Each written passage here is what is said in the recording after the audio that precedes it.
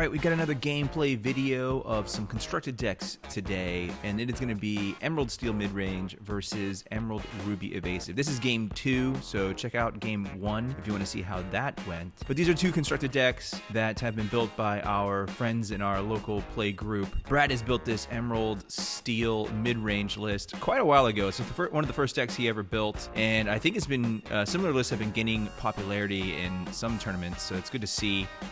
He's got that good deck building acumen.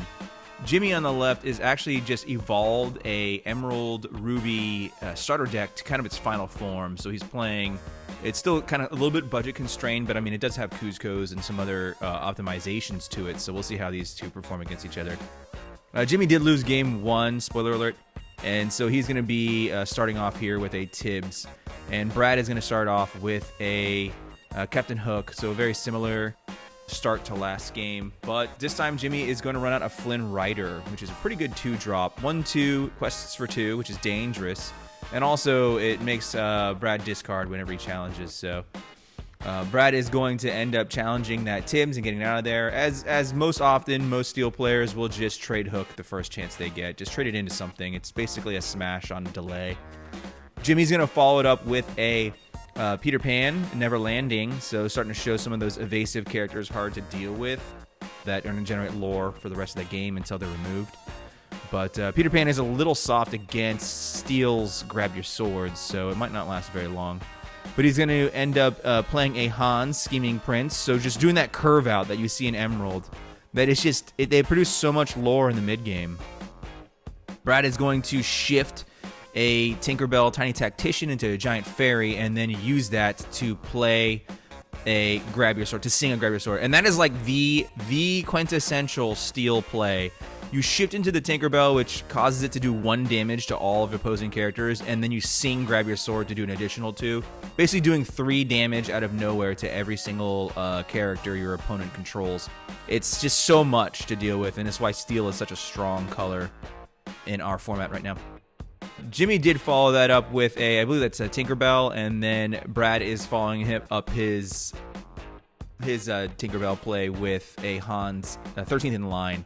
So producing a lot of incidental damage triggers on board, Brad has, so that's going to be a problem for Jimmy. But Jimmy does end up playing a Genie on the Job to bounce that stack of Tinkerbells back to Brad's hand, setting Brad back a few turns because he's going to have to either play those out one at a time and reshift, or just going to end up shifting tactics here. So he's going to do the combined damage of a smash plus a trigger from 13th in line to do 4 damage to knock out that Genie, and then replay the smaller of the 2 Tinkerbells, giving him the option to shift efficiently. But at this point he might consider just hard casting or playing the unshifted version of that Tinkerbell so that he has multiple characters on board. Jimmy, starting to peter out a little bit here, is going to quest with that Tinkerbell, which does generate 2 lore, not a bad character, and it's 10-2. I mean, Jimmy's in a pretty good lead, and Brad's deck is on kind of more the control side of a mid-range, so he's looking to just deal with all of Jimmy's effective cards and let Jimmy draw into a couple of bad cards, and at that point gain control of the match. Jimmy does draw a Dragonfire, which he can fire off there and knock out that Hans, and then quest as well. I think Jimmy's banking on the fact that most of his characters for the rest of this game should be evasive, so that Tinkerbell's trigger will not be very good because it won't be able to banish anything in a challenge.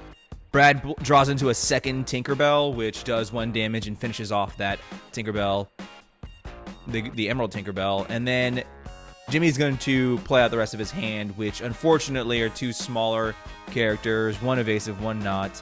That is a Flynn Rider and a Never Landing Peter Pan.